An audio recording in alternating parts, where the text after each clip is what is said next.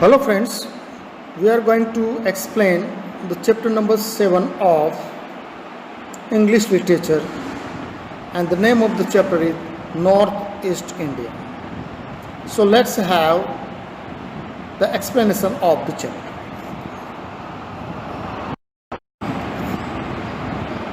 Now let's see about Mizoram.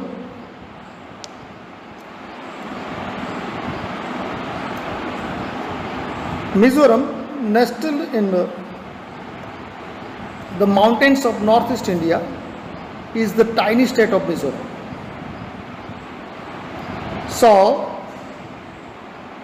we will explain in both Hindi and English. Nestled in means surrounded in mountains of Northeast India is the tiny state of Mizoram. It is scenic hills and mountain serene lakes. Peaceful, serene means peaceful, deep valleys and rippling streams. So how is the scene? You can see in your book that how the beautiful the scenes are there. Tumbling down the cliffs to from spectacular waterfalls. How the water falls from the mountains, hills and reaches on the plain, and in which way does it flow? Our naturalist delight.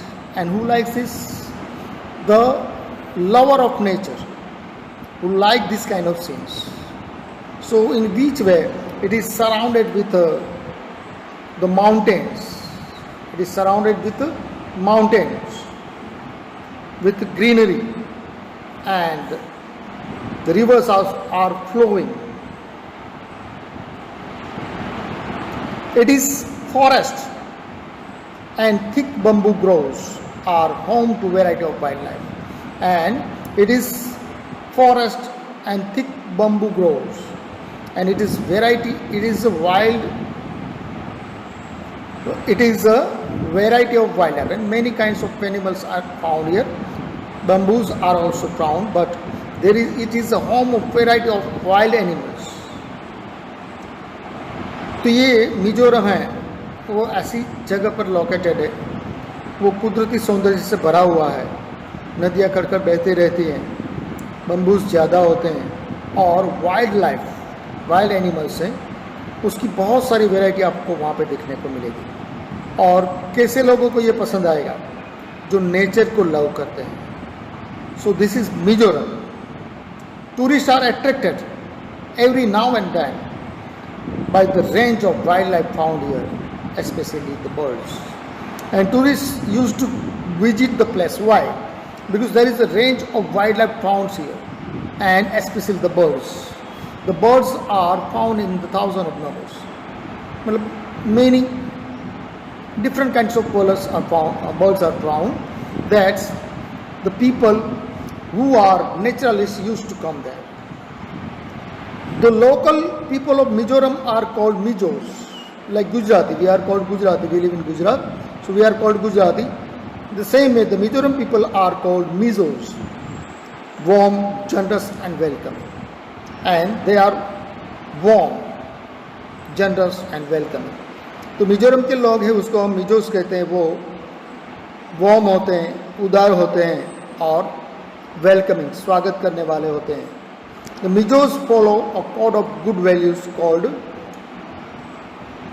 Tlavam Gena. So they follow the good values called Tlavam Gena. Life in Mizoram continues to be based on traditional communities life. So they live yet they are living a traditional life. There is no much change you can see there. The life in Mizoram continues to be based on traditional community life. A highlight of this lifestyle is the community dance held here. And main thing of the highlight of the area is that the dance style, the community dance, the traditional community life continues to be based on the traditional community life. A highlight of this lifestyle is community dances held during the harvest festivals. And it is well known, it is common for us that we all know that the festivals, most of the festivals are celebrated on the day of harvest, because in those days they were doing work with a celebration, and same is continue for the many years. So जब harvest का समय होता है तब ये festival celebrate करते हैं. And in Mizoram the term Kut means festival, और जो मिजोरम में कुट का मतलब होता है festival. Now let's see the meanings.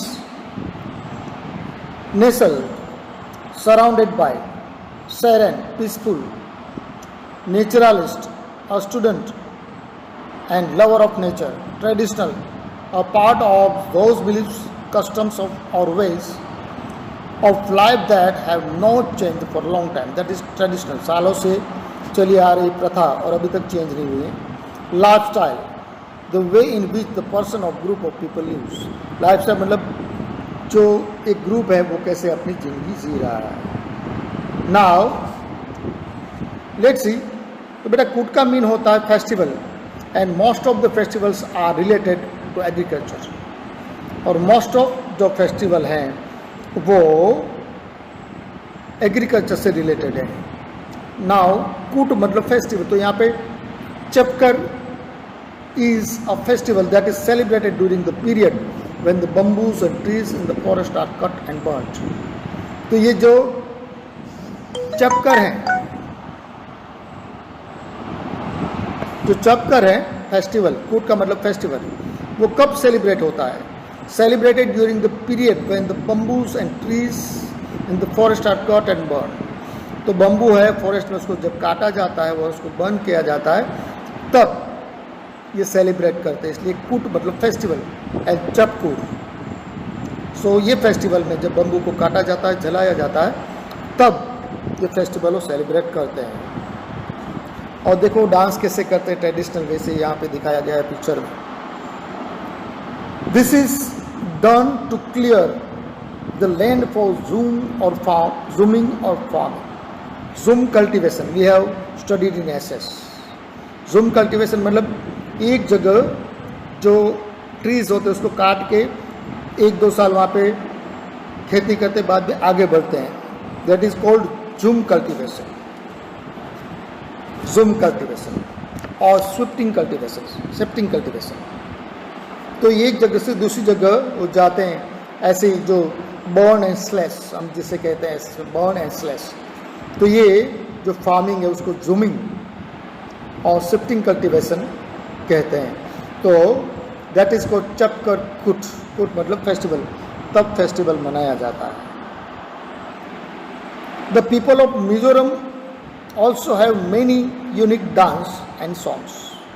जैसे हमारे भी यहाँ पे डांस सॉन्ग्स है, तो अलग अलग विस्तार में, अलग अलग स्टेट में हमारे यहाँ पे अलग अलग प्रकार के वेल नोन डांस है. जैसे हमारा गरबा है, पंजाब का भांगड़ा है, वैसे the people of Mizoram also have many unique dances and songs. तो मिजोरम है, उसके भी यूनिक डांस और सॉन्ग्स है.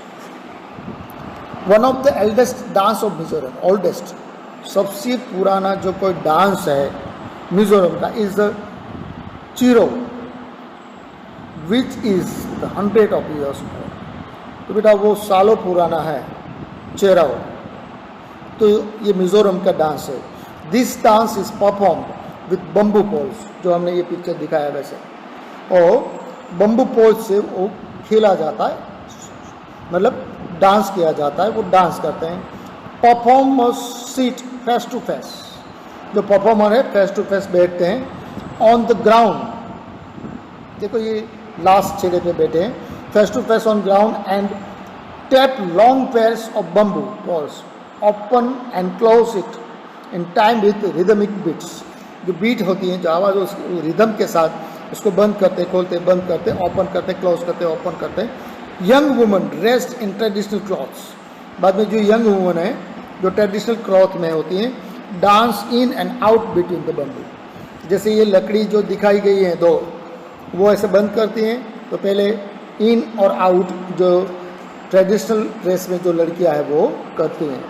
So this is the oldest dance of Mizoram and very interesting and it requires your skills. बेटा इसमें बहुत स्किल्स की और प्रेजेंस ऑफ माइंड की ज़रूरत होती है. ये बहुत ही अच्छा चार्मिंग डांस है. Then the Mizos have also have rich heritage of art and craft. यहाँ पे आर्ट और क्राफ्ट का भी बहुत डेवलपमेंट हुआ है. The Paikawng, a bamboo basket often used to carry cotton firewood, or firewood is good example of the artistic skill of the Mizo people. हम बेटा बम्बू के बास्केट देखते हैं, बहुत सारी चीज़ें देखते हैं. तो मिज़ो पीपल है वो आर्ट और कला में भी माहिर है. मिज़ोस ऑल्सो हैव रिच हेरिटेज. बेटा उसका जो वारसा है, जो हेरिटेज है वो बहुत ही समृद्ध है. आर्ट और क्राफ्ट का जो उसका जो वारसा है वो बहुत ही समृद्ध है. The Paikawng a bamboo basket. Bamboo का जो बास्केट बनाते हैं हमने देखे हैं, और आजकल अमीर लोग हैं बम्बू के चेस और ये सब अपने घर में रखते हैं. Often use to carry cotton और फायरवुड. तो बड़े बड़े बास्केट हैं, उसमें ये लकड़े लाते हैं या कॉटन लाते हैं उसमें भर के. It is good example of artistic skill of the Mizo people. और एक बहुत ही अच्छा और रियली एडमायरेबल जो एक एग्जाम्पल है उसके स्किल का, जो मिजो पीपल है वो आर्ट और क्राफ्ट में अपना हुनर दिखाते हैं. तो जो मिज़ोरम है वो बहुत ही अच्छा, और जो नेचुरलिस्ट है उसको पसंद आए वैसा उसकी जो संस्कृति है वो बहुत अच्छी है. और वहाँ की जो कलाकृति है, वहाँ का जो डांस है, वहाँ पे जो फेस्टिवल्स है वो भी बहुत ही देखने लायक है, एंजॉय करने लायक है. अब आते हैं Assam. So Assam is a land of blue hills, green plains and many rivers. तो बेटा जो आसाम है वो ब्लू हिल्स का लस ग्रीन्स एंड मेनी रिवर्स. तो नदी होगी तो ग्रीनरी होगी. तो ये बहुत ही देखने लायक है. आप पिक्चर में देख सकते हो यहाँ पे कितना अच्छा पिक्चर है. यहाँ पे वैली कितनी अच्छी है, जो नदी कैसे जा रहे हैं. It is also state with a rich and diverse culture. और यहाँ का जो कल्चर है विविधता से भरा हुआ है और रिच है, समृद्ध. जिसका जो कल्चर है, जिसकी संस्कृति विविधता से भरी और समृद्ध है. As people of different faith, क्योंकि यहाँ पे डिफरेंट अलग अलग धर्म के, अलग अलग फेथ के लोग रहते हैं. रेसिस, अलग अलग जाति के लोग रहते हैं. Have lived together for here for thousand of years. सालों से, हजारों सालों से, कितने सालों से अलग अलग जाति के, नाती के, धर्म के, बिलीफ के, फेथ के लोग यहाँ पे रहते हैं. तो जो उसका जो स्टेट है, उसका जो कल्चर है वो डाइवर्स है. जैसे गुजरात में भी देखो अलग अलग फेथ के, अलग अलग स्टेट के, अलग अलग भाषा के, अलग अलग धर्म के लोग रह रहे हैं. तो डाइवर्सिटी, विविधता. तो यहाँ पे भी फिर भी देखो यूनिटी इन डाइवर्सिटी. यहाँ पे भी जैसे भारत में, तो आसाम में भारत का, तो यहाँ पे भी यूनिटी इन डाइवर्सिटी, विविधता में एकता यहाँ पे दिखाई देती है. And Shivalik hill lie along the northern and western edges of Assam. तो शिवालिक जो हिल है वो कहाँ पे आया हुआ? Lie along the northern and western edges of Assam. Numerous snow fed rivers. जो यहाँ की जो नदियाँ हैं वो बारिश से नहीं, लेकिन स्नो जब पिघलता है तो उससे फीड होती है और इसलिए सतत बहते रहते हैं. The numerous snow fed rivers and streams flow down the slope of the Shivalik and feed the emerald green paddy fields and tea estate. The state is known for. और जो ये पानी है वो यहाँ जो आसाम है वो चाय के लिए प्रसिद्ध हैं. तो चाय के जो बगीचे होते हैं, द टी जो उगाते हैं, उसको वो फीड करते हैं. वो पानी बहुत ही उससे अनुकूल आता है, उसको मदद रूप बनता है। तो इसलिए जो स्लोप्स हैं, जो ढलान हैं, and feed the emerald green paddy fields and tea estate, the state is known for. और ये जो आसाम है वो टी के लिए, और टी मतलब चाय से जाना जाता है। तो ये बहुत ही अच्छा नज़ारा, नेचर के साथ पानी जो पिघल के नीचे आता है शिवालिक से और बाधिक बहते बहते स्लोप्स में, और वहाँ पे जो स्टेट्स होते हैं और जहाँ पे फार्म होते हैं वहाँ पे वो पानी का यूज़ होता है। There are many festivals. अब यहाँ के फेस्टिवल्स की बात करते हैं तो there are many festivals that are unique to the region, और ये विस्तार के लिए यूनिक है। Bihu is the most important festival of Assam. We all know about Bihu, जो एक फेमस फेस्टिवल है। It can be broadly divided into 3 categories. जो बिहू है वो 3 कैटेगरी में उसको डिवाइड किया गया है। Important festival of Assam, it can be divided into 3 categories. And Bohag Bihu, जो उसका पहला जो है बोहग बिहू, पहले मीनिंग देख लेते हैं। लस area has a lot of green plants, grass and trees, diverse, including many different types of people or things. So the first Bohag Bihu, first one is the Bohag Bihu, celebrate the hope for a good harvest. तो जो celebrate करते थे ये hope रखते कुछ अच्छा harvest हो, because this is the time when the farmers start growing. And on the time of growing, they celebrate the festival. And then Kati Bihu, which marks the cutting and binding of crops. And second one is Kati Bihu, which means the cutting and binding of the crops. And Mag Bihu, third, which makes the season of harvesting. And that when they harvest. So first one, Bahag Bihu, that celebrates the hope of good harvest at the time of starting the sowing. Then Kati Bihu marks the cutting and binding of crops, and the Bihu which makes the season of harvesting. Now Assamese are also known for their excellent craftsmanship. तो हर एक state है, हर एक राज्य है, उसकी कलाकृति होती है, उसका नृत्य होता है, उसकी संस्कृति होती है, उसकी अलग भाषा होती है, उसमें विविधता होती है, उसकी लाइफस्टाइल होती है, उसकी वाइल्ड लाइफ होती है, उससे सोशल रिलेशंस होते हैं. So this is the Assamese are also known for their excellent craftsmanship. Cane and bamboos play an important role in life in Assam. तो जो कैन है और बाम्बूस है वो जो आसामीज है उसकी लाइफ में इम्पोर्टेंट रोल प्ले करते हैं. ग्रोन इन एब्यूडेंस, पुष्कल प्रमाण में, ज़्यादा मात्रा में.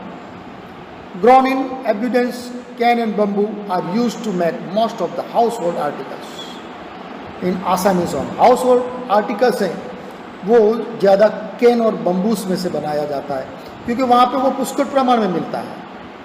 और in comparison of metals it is not harmful for our life, our body, very natural. That's why it doesn't harm to anybody. If we make anything article from them, it is very very good for us. The uses of for can and bamboos range from household items. It start from the household items such as basket to making of musical instrument. तो basket से लेकर musical instrument and even the construction of homes. और घर बनाने में भी bamboo बनाते हैं.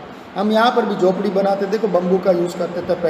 पहले घर बनाने में ऐसे जो घर बनाते थे तब भी हम बम्बू का यूज़ करते थे. बाद में उसमें जो हम नड़िए हैं वो लगाते थे. सो हम घर बनाने में भी यूज़ करते हैं. The Assamese people are also known for the making beautiful colour mask. और आसामीज हैं वो कलरफुल मास्क बनाने के लिए भी प्रसिद्ध हैं। This mask are made with terracotta metal bamboo. तो उसमें जो मास्क बनाने में टेराकोटा मेटल और बम्बू का यूज़ करते हैं, वुड का यूज़ करते हैं। एंड वो traditionally use in folk theatre, जो उसके फोक लॉक थिएटर है, लॉक फोक मतलब फोक डांस होता है ना, लॉक नृत्य। Today they are also sold in tourist as source of income. और आज है वो जो आर्टिकल्स हैं, जो ट्रेडिशनल जो थीम्स बनाते हैं, जो चीज़ें बनाते हैं, वो आज भी बेचते हैं और उसकी डिमांड है और टूरिस्ट को अट्रैक्ट करते हैं। And they are also sold to tourist as a source of income. और ये उसकी सोर्स है, और उसकी इनकम की सोर्स है, वहाँ से जो इनकम और उसका जो लाइवलीहुड, उसका जीवन निर्वाह चल सकता है। Now let's C Nagaland. Nagaland is a largely mountainous state. तो बेटा नागालैंड है वो माउंटेन स्टेट है which is famous for its tropical and subtropical evergreen forest. So it is well known for evergreen forest, means they don't become bare during autumn. बेटा autumn आती है तब भी वो उसके जो फॉरेस्ट है वो एवरग्रीन रहते हैं. It's tropical and subtropical evergreen forest. 20% of the state is covered with wonderful forest. तो बेटा 20% है जो स्टेट है वो covered with wooded forest and there is a plentiful fauna and flora found. और यहाँ पे जो वृक्ष हैं, जो फल फलादि हैं, जो यहाँ पे प्लांट है वो पुष्कल मात्रा में एब्यूडेंस यहाँ पे दिखाई देते हैं. These forests are also home to the great Indian hornbills. जो हॉर्नबिल्स है उसका ये घर है. तो नागालैंड है, it is also full of the blessings of God for nature.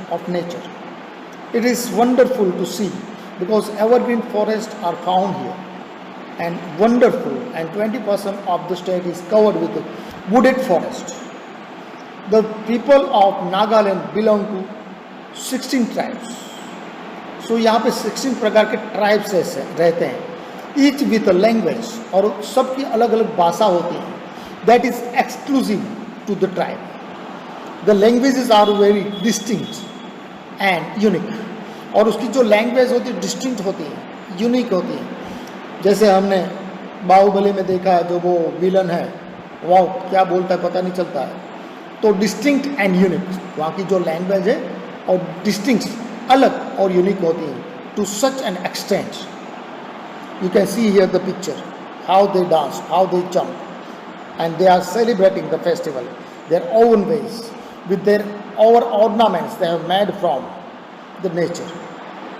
Now abundance means more than enough of something, a source of income, a way to earn money, how to earn money. And green forest, a forest with trees that stay green throughout the year, evergreen forest, exclusive, limited to only one person or group of people. Now let's see. The communication between the tribes can sometimes be difficult. क्योंकि उसकी अलग भाषा है, तो अब उसके बात करोगे तो वो डिफिकल्ट होगा. Today, however, English is also common spoken across the state. लेकिन आजकल जो इंग्लिश है वो कॉमन है, तो आप वहाँ पे बात कर सकते हो. वरना वो अपनी डिस्टिंक्ट यूनिक लैंग्वेज में बात करते हैं, आप समझ नहीं पाओगे. अगर हिंदी गुजराती बोलोगे तो थोड़ा बहुत पता चल सकता है, क्योंकि उसमें वर्ड सेम आते हैं. शायद अरब उर्दू बोलोगे, गुजराती बोलोगे, हिंदी बोलोगे, संस्कृत बोलोगे या मराठी बोलोगे, लेकिन ये यूनिक उसकी भाषा है. वो पहले जानते नहीं थे, लेकिन अब थोड़ी बहुत वो इंग्लिश जान सकते हैं. Nagaland is also a land of festivals. तो जैसे दूसरे स्टेट बताएं, मिजोरम और आसाम, वैसे नागालैंड है, उसके भी फेस्टिवल्स हैं. Most of this festivals revolve around agriculture. देखो हमने नोटिस किया है जितने भी फेस्टिवल तीनों स्टेट में आए हैं वो एग्रीकल्चर के इर्द गिर्द घूमते रहते हैं. कोई भी आता है एग्रीकल्चर आता है. Around 85% of the population of Nagaland is directly dependent on agriculture. जैसे हम भारत, हमारा जो देश है, जो कृषि प्रधान देश है, वैसे जो नागालैंड में 85% लोग हैं वो कृषि पे डिपेंड करते हैं, खेती पे डिपेंड करते हैं. The people live in villages that are built high up in mountains or on slopes overlooking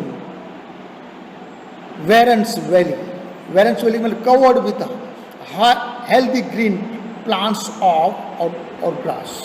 तो बेटा जो लोग जो यहाँ पे रहते हैं, built up द विलेज, जो विलेज है उसकी इर्द गिर्द भी बड़े बड़े वृक्ष होते हैं, बड़े बड़े प्लांट होते हैं, बड़ा बड़ा ग्रास होता है, बड़े बड़े ट्रीज होते हैं, तो उससे वो कवर्ड है. The people live in villages that are built high up in the mountains और ऑन स्लोप्स. माउंटेन या स्लोप से बनाते हैं. ओवर लुकिंग वेडेंट वैलीज, वहाँ से आप पुष्कल प्रमाण में आप ट्रीज देख सकते हैं और पूरा है वो उससे कवर होता है. The hornbill festival is the biggest festival hosted इन नागालैंड. जो हॉर्नबिल फेस्टिवल है वो सबसे बड़ा फेस्टिवल है नागालैंड में, and it is celebrated every year from 1 to 10 December at the Naga heritage village of Kisama near Kohima. तो बेटा वो लगातार 1 to 10 December तक उसको सेलिब्रेट किया जाता है. So it is celebrated every year from 1 to 10 December at the Naga Heritage. जो नागा हेरिटेज है वहाँ पे विलेज ऑफ कासीमा नियर कोसीमा, जो कासीमा है विलेज कोसीमा का, वहाँ पे नागा हेरिटेज में ये 1 to 10 December तक सेलिब्रेट किया जाता है. The hornbill festival was started in 2000 as a main event to promote tourism. और 2000 में ये चालू किया था कि टूरिज़्म को प्रमोट करने के लिए, ताकि टूरिस्ट यहाँ पे आए तो यहाँ के लोग है उसको इनकम का सोर्स मिल जाए और लोगों का जो लोग उसके बारे में जाने और उसकी ब्यूटी को देख के खुद एक्सटेसिव फील करें और नेचुरलिस्ट है वो नेचर को एंजॉय कर पाए और जो यहाँ के लोग हैं उसको अपनी रोजी रोटी मिल जाए. So in 2000 as a main event to promote the tourism in the state and to bring all the tribes together under one roof. और जितने भी ट्राइबल अलग अलग प्रकार के जो ट्राइबल्स हैं वो सबको एक रूफ के नीचे लाके एक दूसरे को समझे, एक दूसरे को जाने और यूनिटी बने. इसलिए यहाँ पे क्योंकि यहाँ पे 16 ट्राइब्स ऑफ डिफरेंट 16 टाइप्स के जो ट्राइब्स रहते हैं वो यहाँ पे एक छत पे मिलेंगे, एक दूसरे को समझेंगे, एक दूसरे की कला सीखेंगे. इसलिए ये आयोजित किया गया और उसको इनकम मिले, टूरिस्ट अट्रैक्ट हो और उसकी रोजी रोटी मिलती रहे. इसलिए now the festival draws tourist from mainland India and around the world. और भारत में से और पूरी दुनिया में से अब लोग अट्रैक्ट होके वहाँ पे आते हैं. The festival serves as a window into Nagaland, a way to experience the way of life and traditions of this state. So तो यहाँ पे अब जो लोग हैं, the festival serves as a window into Nagaland. और वहाँ पे जाओगे तो ये विंडो मतलब नागालैंड कैसा है उसका आपको एक्सपीरियंस करवाता है और आप उस लोगों के बारे में जान सकते हो. और ये तीनों स्टेट है जिसकी हमने चर्चा की, वो उसमें हमने कॉमन देखा वो था, वो जो कॉमन हमने देखा वो जो उसके फेस्टिवल्स थे और फेस्टिवल्स थे वो इर्द गिर्द जो एग्रीकल्चर है उसके आगे पीछे घूमते रहते हैं. और उसकी जो कलाकृति है वो भी नेचर में से, वो भी बम्बू या कैन ऐसे में से बनाए हैं.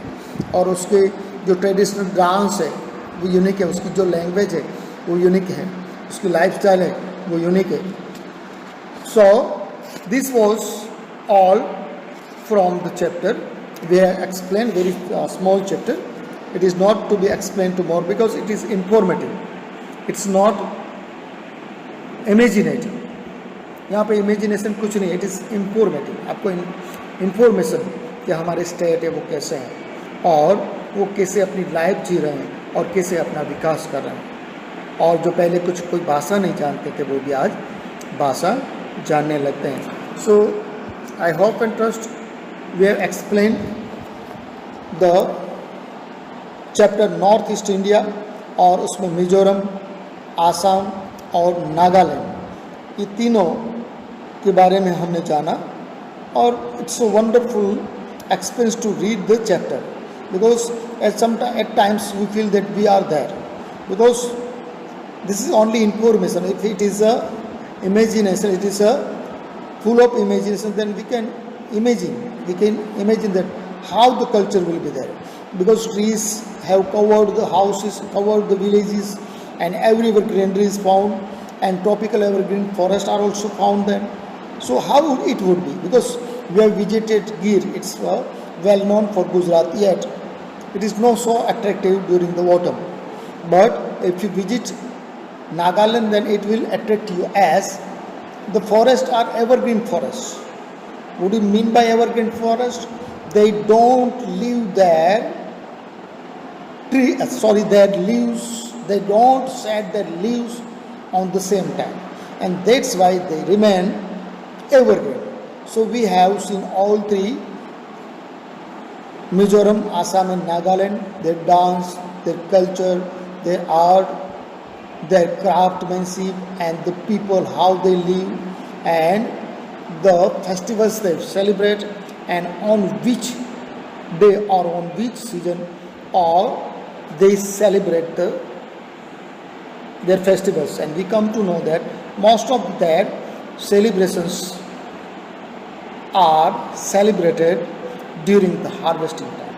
So it's wonderful to see all these things. I hope and trust you have got this one, and if you have not got, try to read again, and if you are not getting, do call me. I am willing to explain you once again. Okay, so means on WhatsApp or on phone I can.